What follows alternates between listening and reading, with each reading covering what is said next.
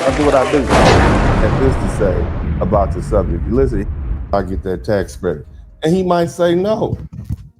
He can use that as a leverage tool. No longer are women able to just do what they want to do with the money. I mean, I think it's a good thing, man. I think it's a wonderful thing. I don't see anything wrong with it. A good friend of mine, Javon Clark, had you guys shout out to Javon Clark. Y'all know Javon Clark. That's my Carolina cousin right there, man. Shout out to Javon Clark. Brother Javon had this to say about the subject. Listen, he very similar to what I'm saying. Listen Let me tell you why Trump is doing the income tax child support situation like this. It forces a man and a woman to have to talk. Women have been getting 10, 12, 6, 5, $15,000 of income tax from carrying children. Now, those women are going to have to talk to those men. Those men and those women are going to have a conversation. They're going to have to sit down. They're going to have to talk about co-parenting. See, money talks, bullshit runs a marathon. That woman gonna have to call her baby daddy up and say, hey, look, I want to file the child. And that baby daddy said, well, look, you got me on child support. And she gonna say, well, I'll take you off child support if you do this, this, and this. And if you hold to it, you let me file the taxes, I'll give you this, blah, blah, blah, blah. It takes all the power out of the woman's hand. It forces them to have to talk. Ain't no woman gonna be getting $300 a month for let's say 12 months. That's only adds up to $3,600 a month, and she gonna risk losing a $6,000 earned income child credit just for $3,600. The math don't add up. Yeah. So now mama and daddy gonna have to talk. I love Trump. I love Trump. Y'all hear that, man? So so things are definitely beginning to turn. Now, here's the thing. Whether you like it or not, it doesn't matter.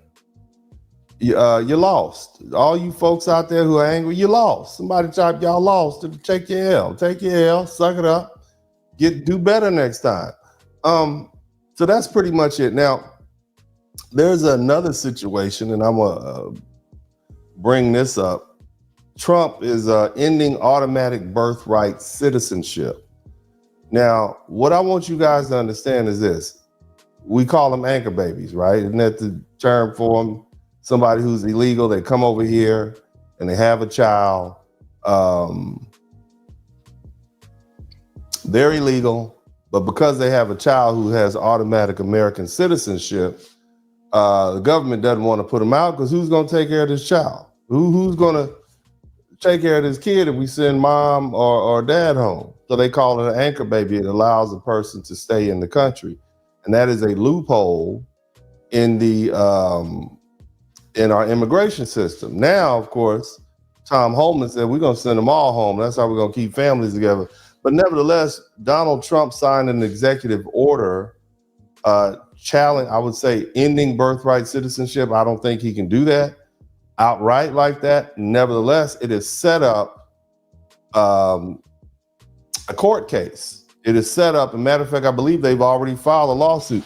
Now, birthright citizenship, right after slavery, to make sure that the children of slaves, of former slaves, were citizens. See, remember, African Americans who were in slavery were not considered citizens. They were considered property.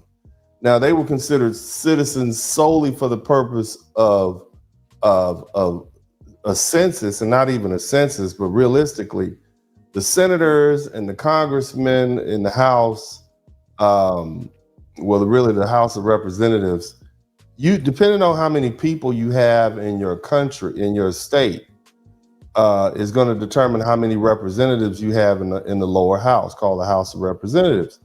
So let's say you live in South Carolina, okay? And you may not have a lot of white people, not as many white people who would be considered citizens as they do in New York, but you have maybe 10,000 blacks who are slaves, okay? And so for the purposes of that, they came to an agreement and said, well, look, we won't count these Africans or our slaves as you got to count them because they still use the resources and the roads, and they contribute to the economy. So we'll count them as 3/5 of a person or 3/5 of a citizen. So if we get, 3 of them together, 5 of them together, that'll equal a certain whole number of persons. And so that's where the whole 3/5 came in. Somebody type 3/5 in the chat room, 3/5 of a person. And so now that helped the southern states, which had less white people, to begin to increase their numbers so they can get more representatives in the House of Representatives. Each state gets 2 senators, but the House of Representatives determines your population. That's why a state like Montana has 2 senators and California has 2 senators, but California has a whole lot more representatives, House of Representatives, than a Montana. Nevertheless, the problem arose because these people, these children born in the United States, now that they were no longer slaves, they were no longer property, but they weren't citizens. So what are their children? Their children are not citizens and they're not property. So what status are they? And so the Congress, shortly after slavery ended, enacted the 14th Amendment, and it was meant so that children of slaves who were not considered citizens before the Civil War could be assured citizenship. It was never meant to apply to foreign-born non-citizens and illegals. Okay? That came about because there was an interpretation of the law that says those people who have, basically it says this, and I'm paraphrasing, you have automatic citizenship if you're born in this country and of this country's jurisdiction. Okay, and this country has jurisdiction over you. Now, if a person is here illegally, why would the country have jurisdiction? You see, I mean, you're in this country, but we don't have any control over you in that regard, in a legal sense of that. So what Donald Trump has done is he's enacted or signed into law a executive order and eliminated birthright citizenship. And you got people up in arms. I mean, there are going to be cases, but see, the thing is, one of the smartest things he's done, instead of messing around with it, go ahead and sign it now, let them challenge it.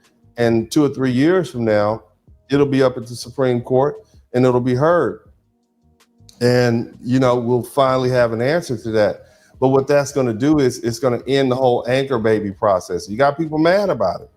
And I understand why they're mad about it, because people come here, they have a child, and then they go home with the child, or they stay here with the child. You can't put them out. The child gets benefits. The parents have never contributed to Social Security or anything like that. And it's wrong. It's super wrong. Okay. So that's here's another one here. You got migrants. There's this lady right here. And I don't relish in anybody's tears, and I don't relish in anybody's pain or anything like that. But apparently you have this lady who was down in Mexico waiting for her number to be called. She had an appointment at 1 p.m. on January 20th. And about 20 minutes before she was supposed to meet with the immigration officials to see if she could get through, the whole app crashed and everything was shut down.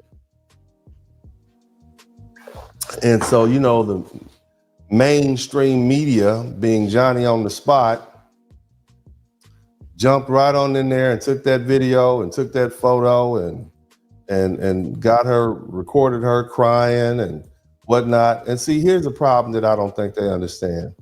And I want you all to listen to me very carefully. Americans don't care. We don't really care about I know this is harsh to say this, but I don't know if you have noticed, but this is the same America black folks have been telling you about for hundreds of years. This is the America that we know about.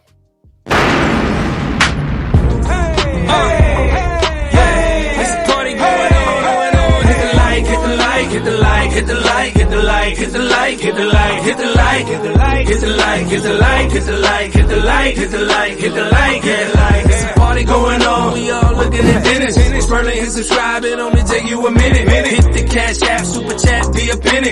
One is real good, but 20 more will be plenty. Blizzard King pay a visit, big blast my witness. Appreciate the love, that's black men doing business. Stand up, father and brother, lawyer is he. Hall of Fame game, he's known as Uncle D. Tell it just like B, representing for we. We know time is money, you learning and pay a fee. Know it's cold outside, but the podcast hot. Giving you a feeling that these others ain't got. Say it's cold outside, but the podcast hot. Giving you a feeling that these others ain't got. Yeah, know that the blizzard come through. Bundle up for the winter, know this hit.